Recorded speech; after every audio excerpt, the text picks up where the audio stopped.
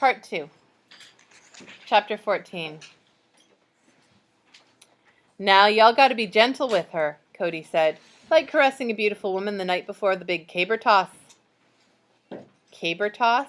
I said as I raised my hands toward the chunk of steel on the chair in front of me. I sat cross-legged on the floor of the Reckoner hideout, Cody on the ground beside me, his back to the wall and his legs stretched out in front of him. It had been a week since the hit on Fortuity. Yeah, caber toss, Cody said. Though his accent was purely southern, and strongly that, he always talked as if he were from Scotland. I guessed his family was from there or something. It's a sport we had back in the homeland. Involved throwing trees. Little saplings? Like javelins? No. The capers had to be so wide that your fingers couldn't touch on the other side when you reached your arms around them. We'd rip them out of the ground, then hurl them as far as we could. I raised a skeptical eyebrow. Bonus points if you could hit a bird out of the air, he added. Cody, Tia said, walking by with a sheaf of papers, do you even know what a caber is? A tree, he said. We use them to build show houses. It's where the word cabaret came from, lass.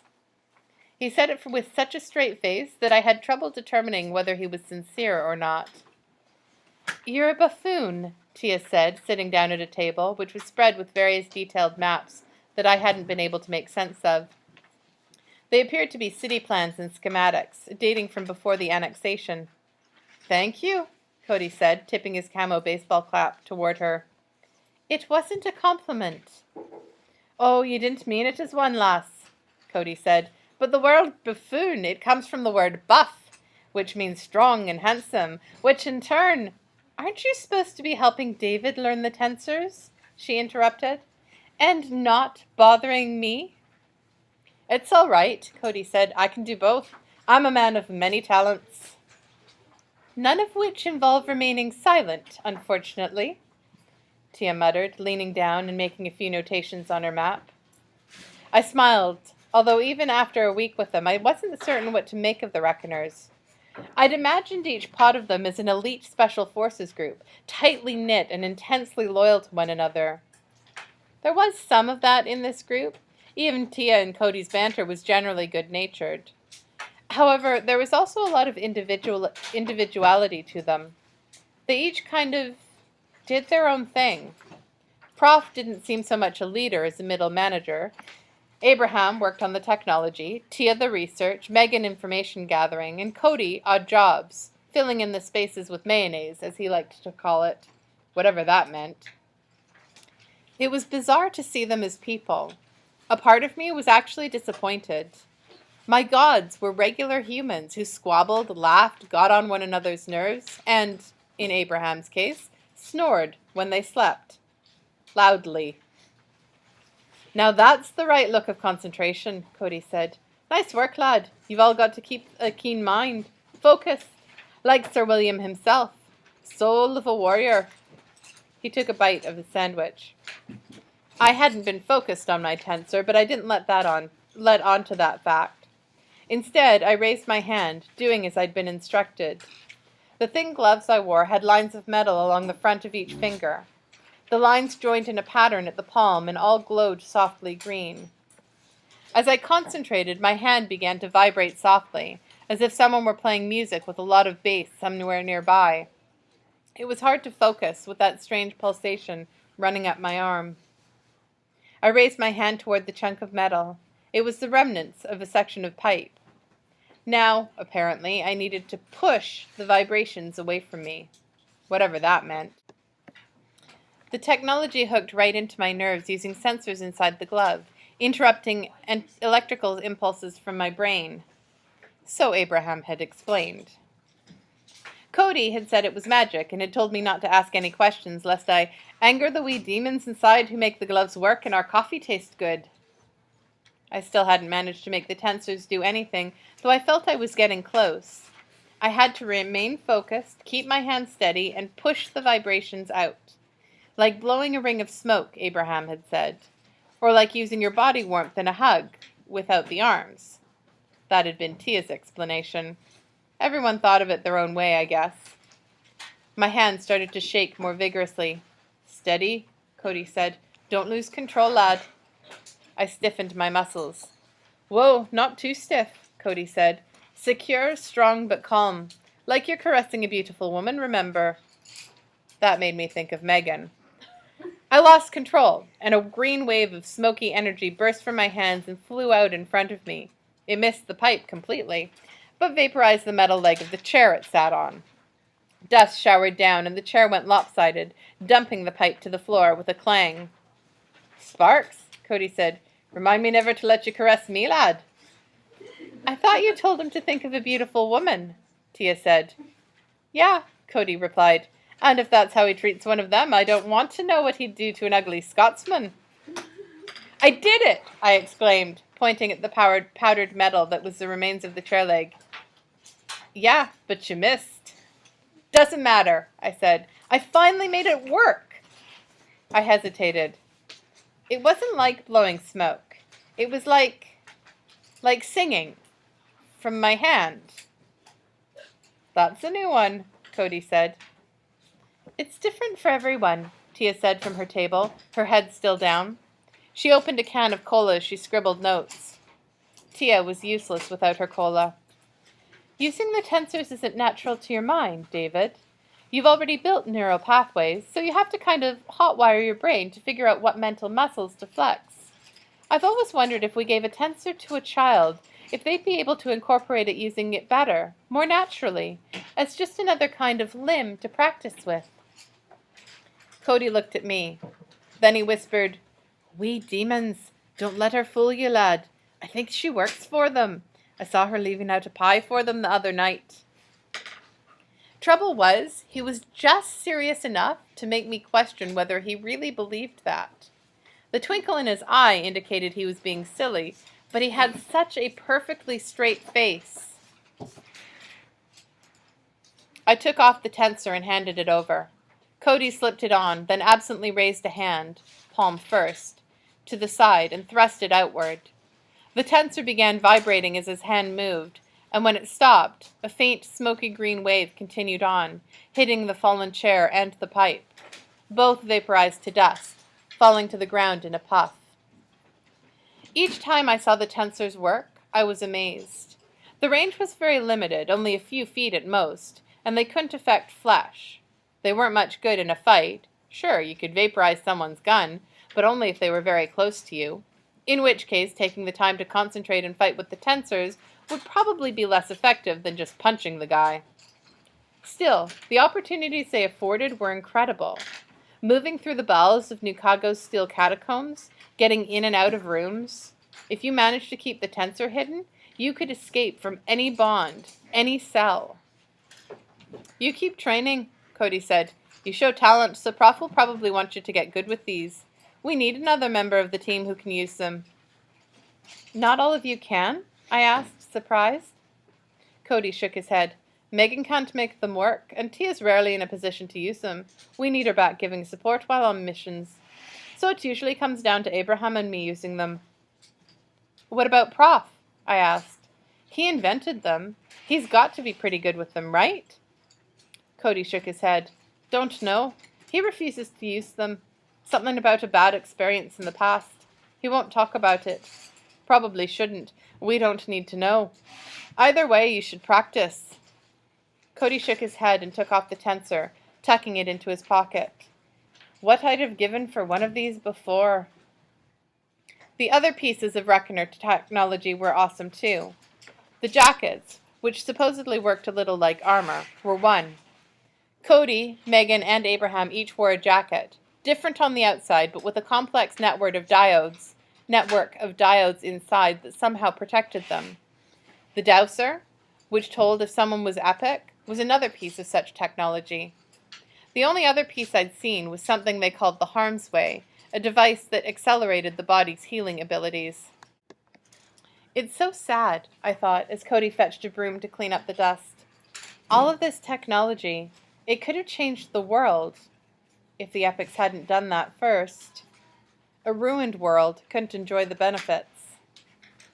What was your life like back then? I asked, holding the dustpan for Cody. Before all of this happened? What did you do?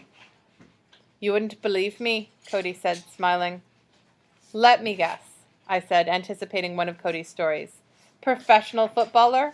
High-paid assassin and spy? A cop, Cody said, subdued, looking down at the pile of dust. In Nashville. What? Really? I was surprised. Cody nodded, then waved for me to dump the first pile of dust into the trash bin while he swept up the rest of it.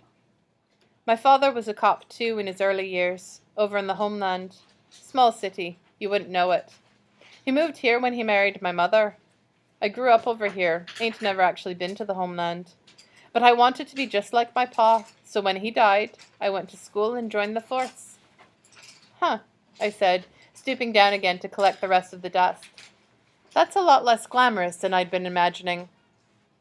Well, I did take down an entire drug cartel by myself, you understand.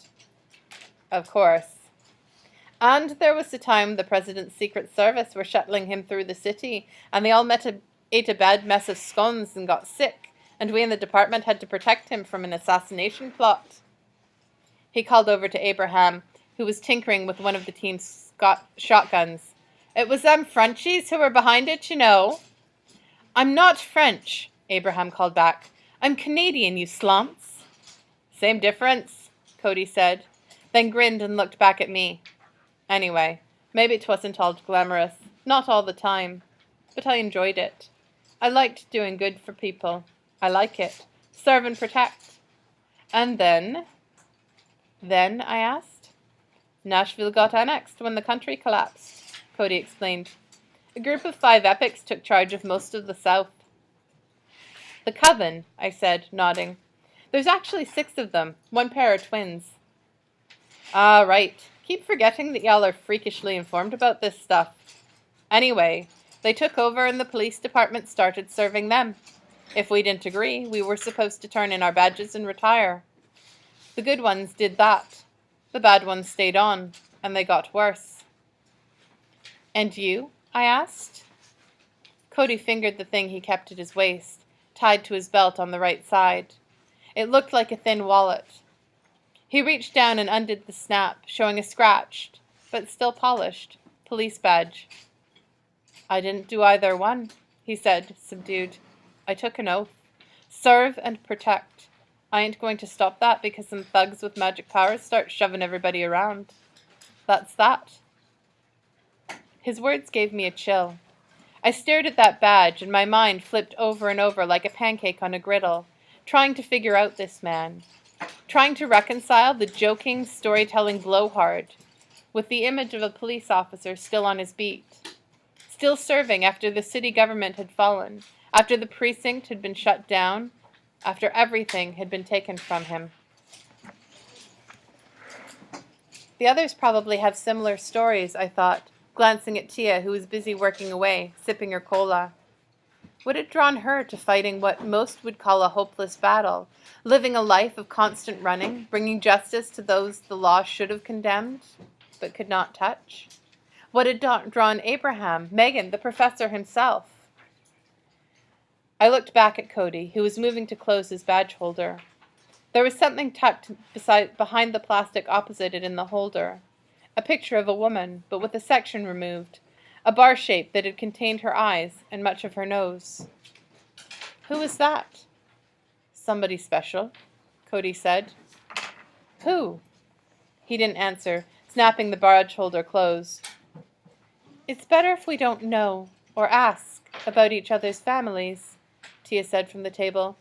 Usually a stint in the Reckoners ends with death, but occasionally one of us gets captured. Better if we can't reveal anything about the others that will put their loved ones in danger. Oh, I said. Yeah, that makes sense. It just wasn't something I'd have considered. I didn't have any loved ones left. How's it going there, lass? Cody asked, sauntering over to the table. I joined him and saw that Tia had spread out lists of reports and ledgers. It's not going at all, Tia said with a grimace. She rubbed her eyes beneath her spectacles. This is like trying to recreate a complex puzzle after being given only one piece.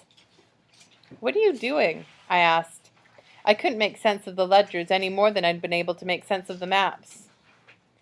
Steelheart was wounded that day, Tia said.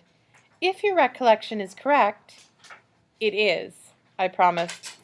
People's memories fade, Cody said. Not mine, I said. Not about this, not about that day. I can tell you what color tie the mortgage man was wearing. I can tell you how many tellers there were. I could probably count the ceiling tiles in the bank for you. It's there, in my head. Burned there. All right, Tia said. Well, if you are correct, then Steelheart was impervious for most of the fight and only harmed near the end. Something changed. I'm working through all the possibilities. Something about your father, the location, or the situation. The most likely seems a possibility you mentioned, that the vault was involved. Perhaps something inside it weakened Steelheart, and once the vault was blown open, it could affect him. So you're looking for a record of the bank vault's contents? Yes, Tia said, but it's an impossible task. Most of the records would have been destroyed with the bank. Off-site records would have been stored on a server somewhere. First Union was hosted by a company known as Dory Jones LLC. Most of their servers were located in Texas, but the building was burned down 8 years back during the Ardra riot. That leaves the off chance that they had physical records or a digital backup at another branch, but that building housed the main offices, so the chances of that were slim. Other than that, I've been looking for patron lists, the rich or notable who were known to frequent the bank and have boxes in the vault. Perhaps they stored something in there that will be part of the public record. A strange rock, a specific symbol that Steelheart might have seen. Something. I looked at Cody. Servers? Hosted? What was she talking about? He shrugged.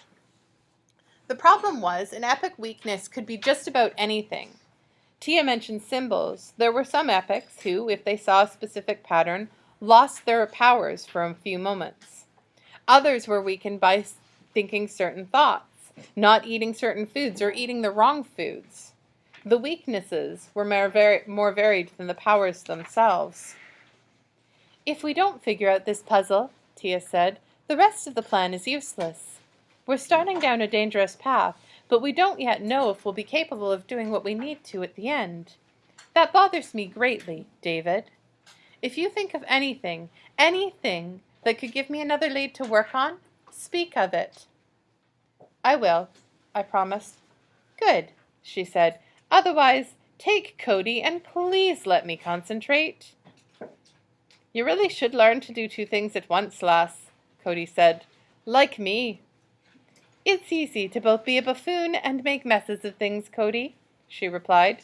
Putting those messes back together while dealing with said buffoon is a much more difficult prospect. Go find something to shoot, or whatever it is you do. I thought I was doing whatever it is I do, he said absently. He stabbed a finger at a line on one of the pages, which looked like it listed clients of the bank. It read Johnson Liberty Agency. What are you... Tia began, then cut herself off as she read the words. What? I asked, reading the document. Are those people who stored things at the bank? No, Tia said. This isn't a list of clients. It's a list of people the bank was paying. That's the name of their insurance company, Cody said, smirking. Calamity, Cody, Tia swore. I hate you. I know you do, lass. Oddly, both of them were smiling as they said it. Tia immediately began shuffling through papers, though she'd noticed, with a dry look, that Cody had left a smudged bit of mayonnaise from his sandwich on the paper where he'd pointed. He took me by the shoulder and steered me away from the table. What just happened? I asked. Insurance company, Cody said. The people who First Union Bank paid piles of money to cover the stuff they had in their vault. So that insurance company would have kept a detailed day-by-day record of just what they were insuring, Cody said with a grin. Insurance people are a wee bit anal about things like that. Like bankers. Like Tia, actually. If we're lucky, the bank filed an insurance claim following the loss of the building. That would leave an additional paper trail. Clever, I said, impressed. Oh, I'm just good at finding things that are hovering around under my nose. I have keen eyes. I once caught a leprechaun, you know. I looked at him skeptically. Aren't those Irish? Sure. He was over in the homeland on an exchange basis. We sent the Irish 3 turnips and a sheep's bladder in trade. Doesn't seem like much of a trade. Oh, I think it was a sparking good one, seeing as to how leprechauns are imaginary and all. Hello, Prof. How's your kilt? As imaginary as your leprechaun, Cody, Prof said, walking into the chamber from one of the side rooms, the one he'd appropriated as his thinking room, whatever that meant. It was the one with the imager in it, and the other reckoners stayed away from it. Can I borrow David? Please, Prof, Cody said. We're friends. You should know by now that you needn't ask something like that. You should be well aware of my standard charge for renting out one of my minions. £3 and a bottle of whiskey. I wasn't sure if I should be more insulted at being called a minion or at the low price to rent me. Prof ignored him, taking me by the arm. I'm sending Abraham and Megan to Diamond's place today. The weapons dealer? I asked, eager. They'd mentioned that he might have some technology for sale that could help the Reckoners pretend to be an epic. The powers manifested would have to be flashy and destructive to get Steelheart's attention. I want you to tag along, Prof said. It will be good experience for you. But follow orders. Abraham is in charge. And let me know if anyone you meet seems to recognize you. I will. Go get your gun, then. They're leaving soon.